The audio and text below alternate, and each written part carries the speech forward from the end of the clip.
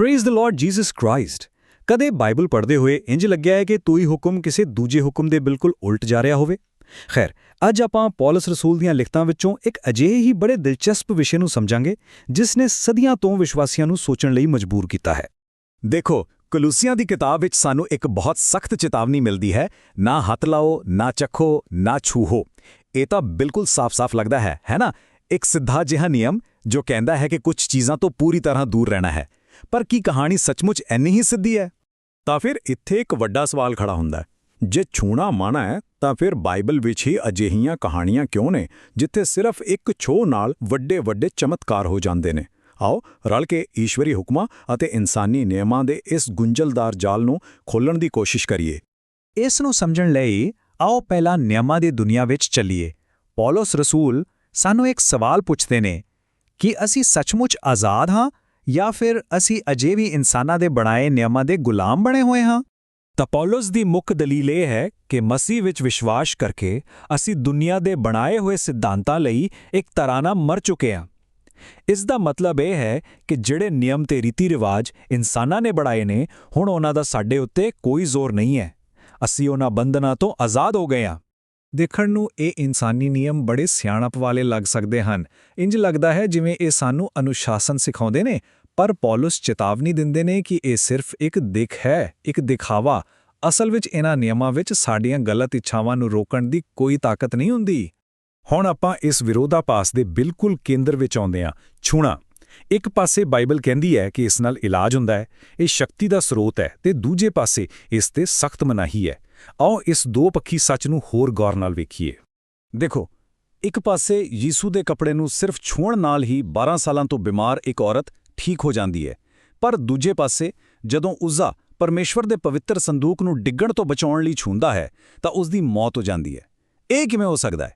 ਇੱਕੋ ਕੰਮ ਦੇ ਦੋ ਬਿਲਕੁਲ ਵੱਖਰੇ ਨਤੀਜੇ, ਇੱਕ ਪਾਸੇ ਜ਼ਿੰਦਗੀ, ਦੂਜੇ ਪਾਸੇ ਮੌਤ। ਇਸ ਲਈ ਸਾਨੂੰ ਇਹ ਸੋਚਣਾ ਪਵੇਗਾ ਕਿ ਅਸਲ ਗੱਲ ਕੀ ਹੈ, ਸ਼ਕਤੀ ਜਾਂ ਖਤਰਾ ਕਿੱਥੇ ਲੁਕਿਆ ਹੈ? ਕੀ ਇਹ ਸਿਰਫ ਛੂਹਣ ਦੇ ਕੰਮ ਵਿੱਚ ਹੈ ਜਾਂ ਫਿਰ ਇਸ ਦੇ ਪਿੱਛੇ ਕੋਈ ਹੋਰ ਡੂੰਘਾ ਸਿਧਾਂਤ ਕੰਮ ਕਰ ਰਿਹਾ ਹੈ? ਸ਼ਾਇਦ ਸਮੱਸਿਆ ਕੰਮ ਵਿੱਚ ਨਹੀਂ, ਸਗੋਂ ਉਸ ਦੇ ਪਿੱਛੇ ਦੇ ਹੁਕਮ ਵਿੱਚ ਹੈ। ਅਤੇ ਇਸ ਪੂਰੀ ਬੁਝਾਰਤ ਦਾ ਹੱਲ ਇਸ ਗੱਲ ਵਿੱਚ ਛੁਪਿਆ ਹੈ ਕਿ ਹੁਕਮ ਆ ਕਿੱਥੋਂ ਰਿਹਾ ਹੈ। ਕੀ ਇਹ ਕਿਸੇ ਇਨਸਾਨ ਦਾ ਬਣਾਇਆ ਨਿਯਮ ਹੈ ਜਾਂ ਇਹ ਸਿੱਧਾ ਪਰਮੇਸ਼ਵਰ ਵੱਲੋਂ ਆਇਆ ਹੁਕਮ ਹੈ? ਹੁਕਮ ਦਾ ਸਰੋਤ ਹੀ ਸਭ ਕੁਝ ਬਦਲ ਦਿੰਦਾ ਹੈ। ਯਾਨੀ ਕਿ ਅਸਲ ਫਰਕ ਕੰਮ ਵਿੱਚ ਨਹੀਂ, ਛੂਹਣ ਜਾਂ ਚੱਖਣ ਵਿੱਚ ਨਹੀਂ, ਬਲਕਿ ਹੁਕਮ ਦੇ ਸਰੋਤ ਵਿੱਚ ਹੈ।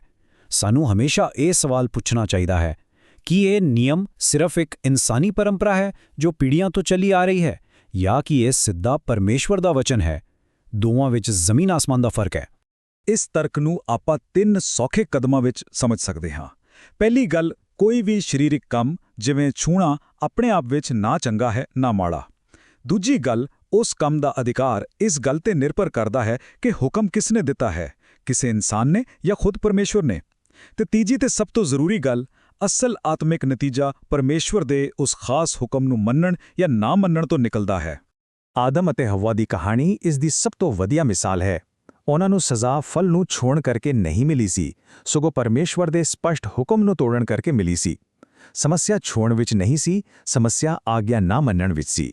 ਪਰ ਉਦੋਂ ਕੀ ਹੁੰਦਾ ਹੈ ਜਦੋਂ ਪਰਮੇਸ਼ਰ ਦਾ ਮਕਸਦ ਕਿਸੇ ਬਣਾਏ ਹੋਏ ਧਾਰਮਿਕ ਨਿਯਮ ਨਾਲ ਟਕਰਾ ਜਾਂਦਾ ਹੈ? ਜਦੋਂ ਆਤਮਾ ਅਤੇ ਰੀਤੀ ਰਿਵਾਜ ਆਮੋ ਸਾਹਮਣੇ ਹੋਣ ਤਾਂ ਕੀ ਹੁੰਦਾ ਹੈ?